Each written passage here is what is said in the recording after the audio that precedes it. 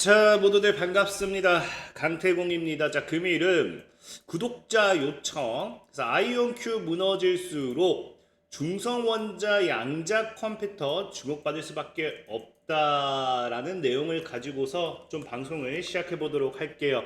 자, 방송 전 늘 말씀드리는 여러분들의 좋아요, 구독하기, 댓글까지는 너무나 많은 힘이 된다 말씀드리면서 오늘 방송 시작해 보도록 하겠습니다.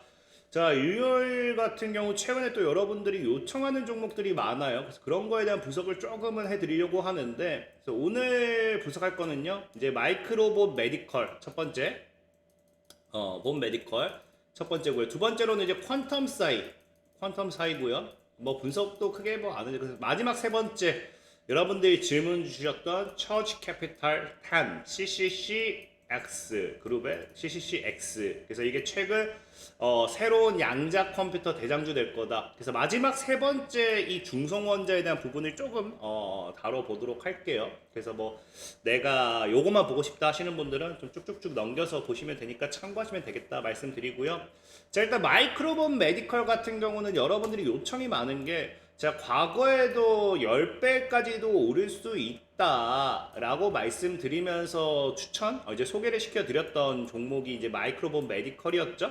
그래서 지금 마이크로본 메디컬이 이제 여기도 나와 있지만 혈관 수술 로봇 리버티라는 모멘텀을 가지고서 상승할 거다고 말씀을 좀 드렸었는데, 역시나 이번에 FDA 마이크로본 리버티 혈관 내 로봇 승인이 떨어지면서 9월 8일, 그래서 여기서 소개를 시켜드리고 지금 주가는 한 4배 정도 올라간 상태, 4, 5배 정도 올라간 상태에서 지금 하방 압력을 막고 있죠. 그래서 계속 FDA 승인이 떨어졌는데 조정을 주니까 이걸 어떻게 하나 하는 분들이 좀 많이 계시는 것 같아요. 근데 이거는 빠지는 건 사실 너무 당연해요. 너무 당연하고, 일단 전체적으로 이 장기 평대 얘는 242평까지만 안 깨면 됩니다. 얘는 아마 여기까지도 조정을 줬다 갈 수밖에 없어요. 왜? 앞으로 이제 FDA 승인이 떨어졌다라는 건 우리가 흔히 얘기하는 기대감, 재료가 소멸됐다라고 보시면 좋아요. 그럼 이 재료가 소멸됐기 때문에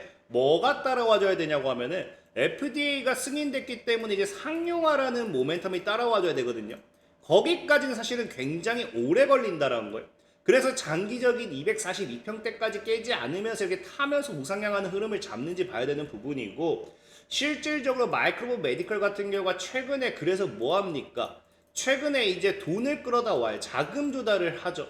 지금이 이제 922억 원이라고 하는데 추가적인 계획까지 뭐 하면은 총 한 1200억 정도는 끌어온다라고 해요. 그리고 요거에 대한 부분으로 있어가지고 우선 투자 옵션 최종이라고 하는데, 어쨌든 이게 주가 전환되는 가액이 한 주당 3.3달러인가 그렇습니다. 그러니까 사실 3.3달러, 제가 늘 얘기했죠. 마이크로봇 메디컬이라는 기업이 지금 시가총액이 한 2,200억인가 그래요. 근데 거의 절반에 달하는 이제 시총을 끌어온다라는 거는 3.3달러 아래선 여러분들이 뭐 모아가도 괜찮다라고 이야기는 할 수 있어요. 다만 지금 여기도 돈을 끌어왔는데, 얘네가 돈을 끌어온 이유가 뭐냐고 하면요, 이 로봇 기술, 혁신적인 로봇 기술이라고 하는데, 이 리버티라는 이 부분에 있어서 이거를 상용화하기 위한 최우선 자금으로 사용한다라고 해요. 여기까지 봤을 때는 아니 상용화 기대감인데 엄청나다, 당장 올라가야 된다 할 수 있는데, 중요한 거는 뭐냐, 이 상용화를 위해서 앞으로 이 모든 게 무상으로서 그냥 다 투자될 거거든요. 그러니까 이제 보통 이런 기계가 만들어지면은 병원 같은 데다가 이제 시험적인 시험 도입을 해봐야 돼요. 그럼 시험 도입이기 때문에 판매가 아닙니다. 그러니까 이 자금을 가지고서 말 그대로 로봇들을 생산해 가지고 무상 제공해야 돼요. 근데 이 기간이 얼마 걸린다? 통상 6개월에서 1년이 걸려요. 1년.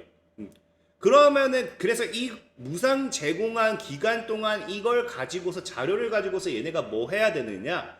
보험 코드를 부여받아야 돼요.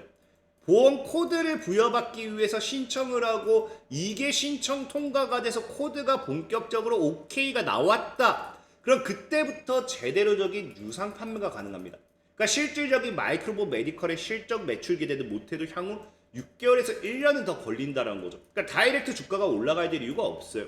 뭐 여러분들이 그러면은 이런 보험 코드 부여 안 받고 하면 되는 거 아닌가 하신 분들도 있겠지만, 수술 로봇입니다. 비용이 굉장히 비쌀 수밖에 없어요. 환자 입장에서는 수술 비용이 비싸고요. 그 다음에 병원 입장에서는 뭐가 비싸겠어요? 유지 비용, 장비, 소모품 등이 뭐 든다라고 하면 유지 비용까지도 비쌀 수밖에 없는 상황이죠. 특히나 병원 입장에서는 이런 비싼 부분, 나중에 의료사고나 났을 때에 대한 부분을 고려하기 때문에 굳이 보험 코드가 없는 시술을 해야 될 이유가 없어요.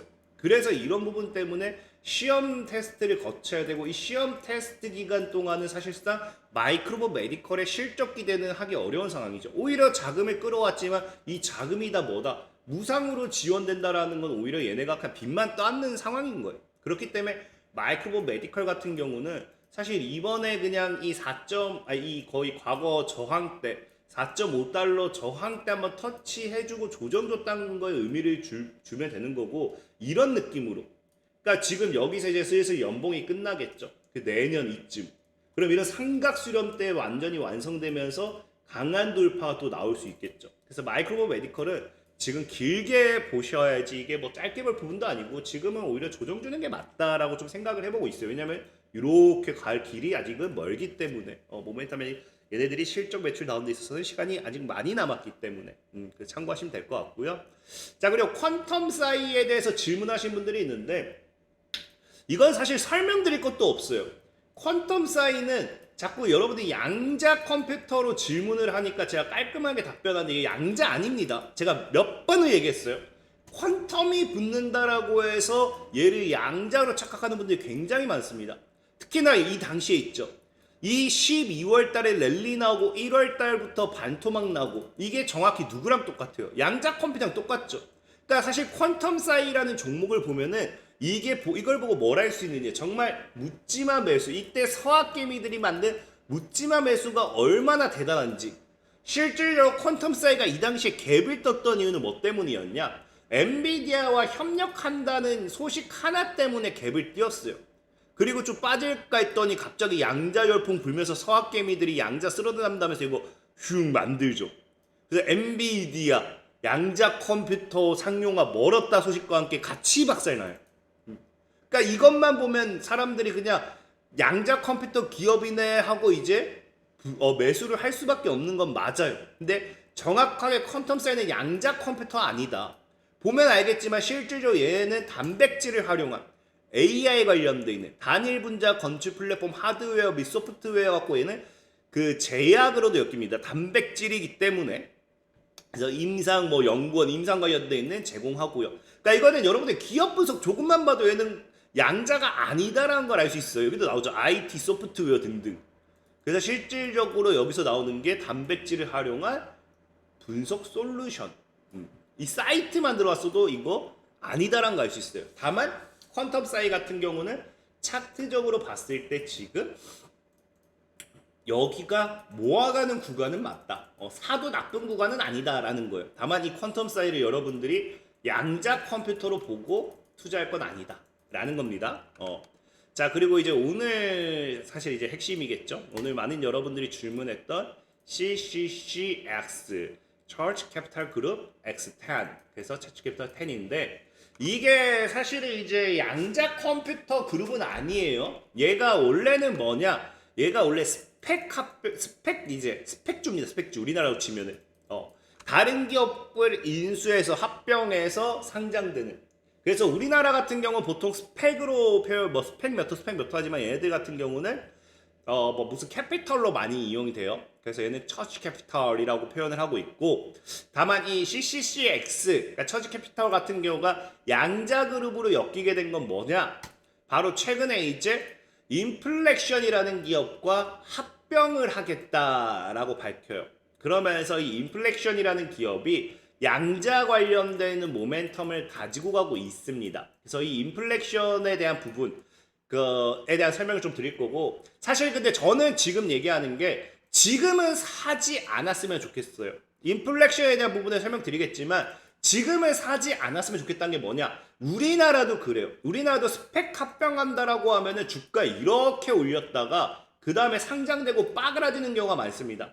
근데 처지 캐피탈 얘네 같은 경우는 거의 악질이라 할 수 있을 정도로 얘네와 스펙 합병했던 애들이 제대로 되는 꼴을 제가 본 적이 없어요. 그래서 얘네 같은 경우 보면 아시겠지만 과거에 진짜 얘네가 많이도 안 했어요. 얘네가 5개인가 4개인가 있습니다. 4개인가 있고요. 지금 확인 가능한 게 뭐가 있느냐? 자, 루시드 모터스. 옛날에 알죠? 루시드. 우리 테슬라의 대항마다. 처지캐피탈 그룹과의 합병한다. 그 다음에 이제 스케일소프트라는 기업이 있어요. 또 이제 합병한다. 이런 소식이 있었습니다. 그래서 루시드 모터스가 어떻게 되었느냐? 자, 합병 소식에 쭉 끌어올렸다가 상장하고 지금 나락가는 거 우리 확인할 수 있죠. 그 다음에 이제 스킬소프트도 이제 쭉 올렸다가 나락가는 거 확인할 수 있죠. 그리고 이제 멀티플랜이라는 기업이 있어요.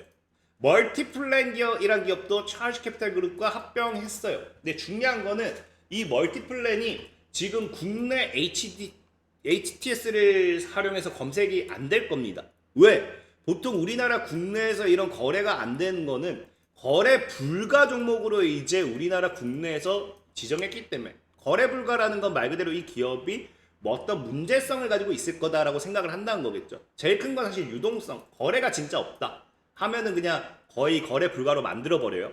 근데 어쨌든 중요한 거는 이 기업의 차트도 지금 미국 내 이런 걸 통하면 찾을 수 있어요. 그래서 investing.com을 보면 알겠지만 얘도 올렸다가 지금 쫙. 그래서 처즈 캐피탈이라는 기업과 이 합병을 해가지고서 이렇게 다이렉트 올라간 기업 본 적이 없어요. 오클로가 알트머식인가 이제 합병 상장했는데 오클로 같은 경우는 이렇게 거의 이렇게거든요. 근데 이제 대표적인 게 오클로가 최근 급등했으니까. 근데 이제 지금 처즈 캐피털이라는 그룹과 이제 합병을 해놓고 보면은 뭐다? 기대감으로 이제 합병한다 해서 올리고 그 다음에 다 날아갔다. 다 털어먹고 도망갔다. 이게 지금까지 우리나라 국내도 그렇고 해외도 이제 이 캐피탈 스펙 합병주들이 다 있다고 하고 있다라는 거고, 어쨌든 그럼에도 일단은 제가 이거는 나중에 합병이 되고 나서 조정을 주면은 그때는 조금 여러분들이 눈여겨봐도 된다라고 생각한 게 뭐냐고 하면은 인플렉션. 제가 이제 아까 아이온큐가 빠질수록 오히려 이제 뜨는 게 중성원자라 했잖아요. 그게 바로 인플렉션이에요. 이게 지금 보면은 인플렉션이라는 거는 중성 원자 기반이에요. 그러니까 말 그대로 중성이란 거죠.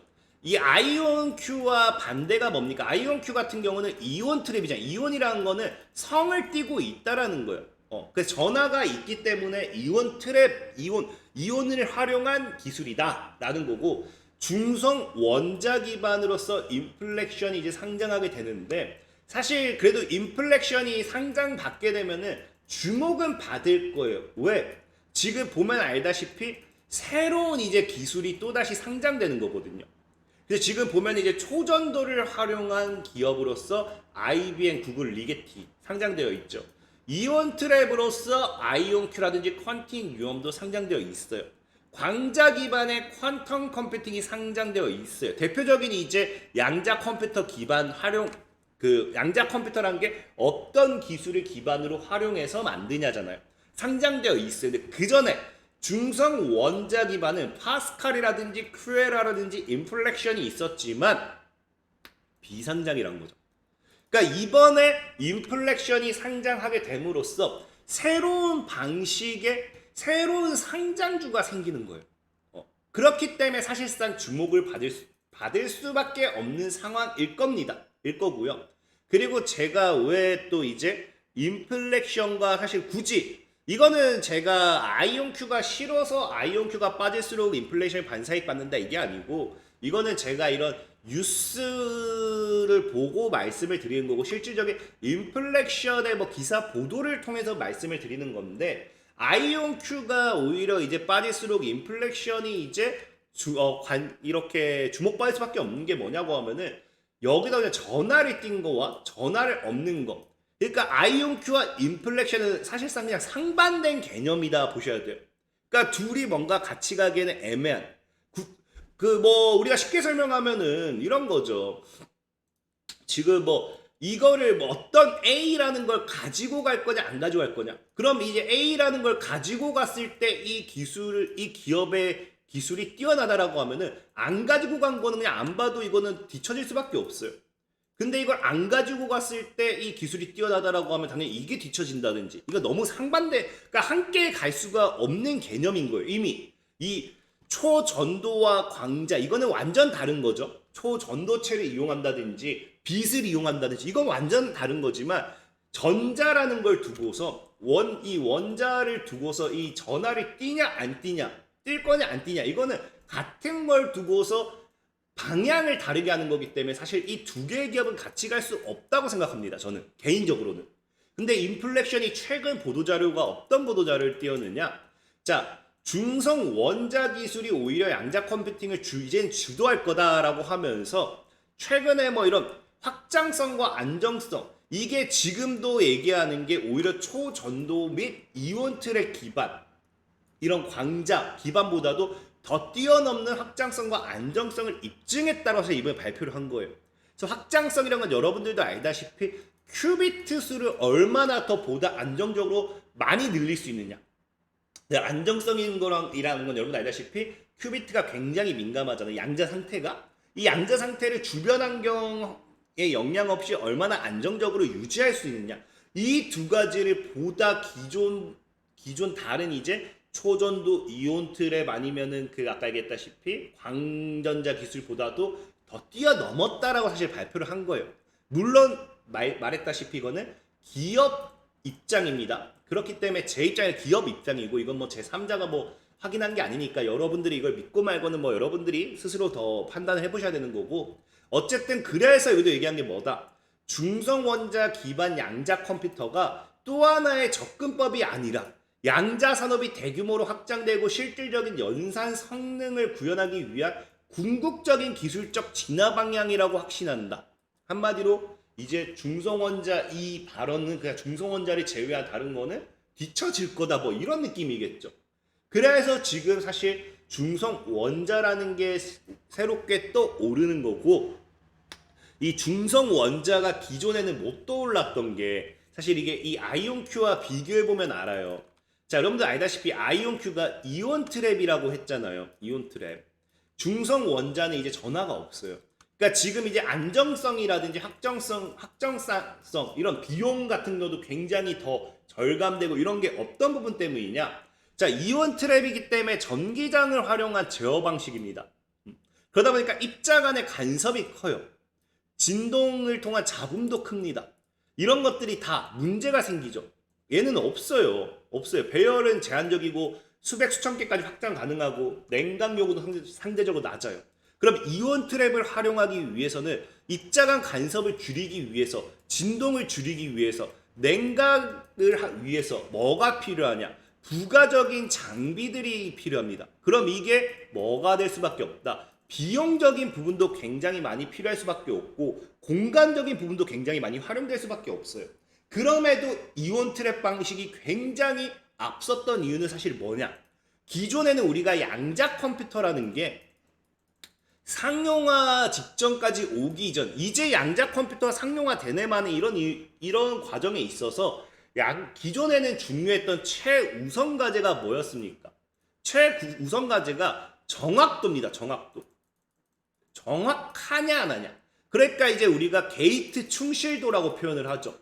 근데 이온 트랙 같은 경우가 아이온큐 여러분들 알다시피 99.9%였어요.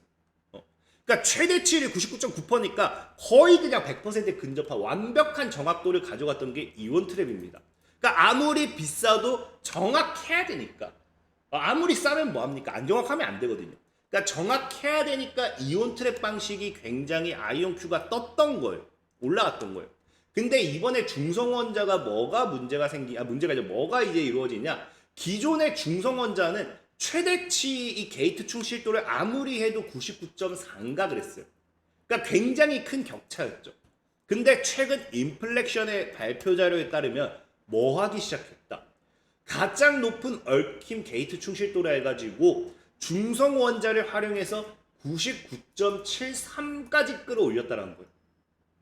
그러니까 이걸 더 끌어올려서 이제 정말로 99.9까지 아이온큐와 동급이 된다라고 하면은 뭐가 될 수밖에 없어요.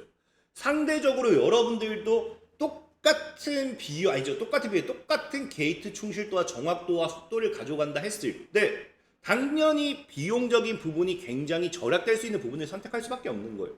그래서 제가 아까 얘기했던 아이온큐와 인플렉션이라는 건 사실상 어떻게 보면 상반된 개념. 이 전화를 뛸 것이냐 안 뛸 것이냐 이런 부분이기 때문에 어떻게 보면 함께 이 길을 걸어간다는 건 어렵지 않나 좀 생각해보고 있어요. 그래서 이 인플렉션이라는 지금 당장 사실 이 정확도가 밀리기 때문에 아직도 아이온큐가 더 앞설 거다. 맞아요. 근데 이제 앞으로 중성원자라는 부분에 있어서 이런 게이트 충실도가 계속 확장된다라고 하면은 오히려 아이온큐보다는 인플렉션에 대한 시장 수요가 더 증가할 수밖에 없겠죠. 다만 아까도 얘기했죠. 지금 이게 합병 완료되기 전까진 사는 거 아니다. 조정 주기 전까지 사는 거 아니다. 이게 아무리 날라가도 아까 이제 처지 캐피털과 함께 상장됐던 기업들의 차트 흐름을 봤을 때는 추천하진 않는다. 지금 매수는. 나중에 향후 조정이 들어왔을 때 조정. 이것도 여러분들 뭐 그 안 보고 분명히 얘기할게요. 조정 들어왔을 때 상장되고 나서 조정이 들어왔을 때 매수지 이딴 건 분석도 안 하고 앞에 그냥 이것만 보고 아니 여기서 샀더니 개처 물렸네 이러면 큰일 납니다. 큰일 나요. 그래서 인플렉션에 대한 이게 뭐 하는 기업인지 모르는 분들이 있어서 좀 설명을 드린 거지 이걸 지금 사라가 아닙니다. 그냥 보세요. 그 부분이다 말씀드리면서 오늘 방송 마무리하도록 하겠습니다. 자, 지금까지 강태공이었고요. 여러분들 좋아요, 구독하기, 댓글까지 너무나 많은 힘이 된다 말씀드리면서 자 모두들 안녕.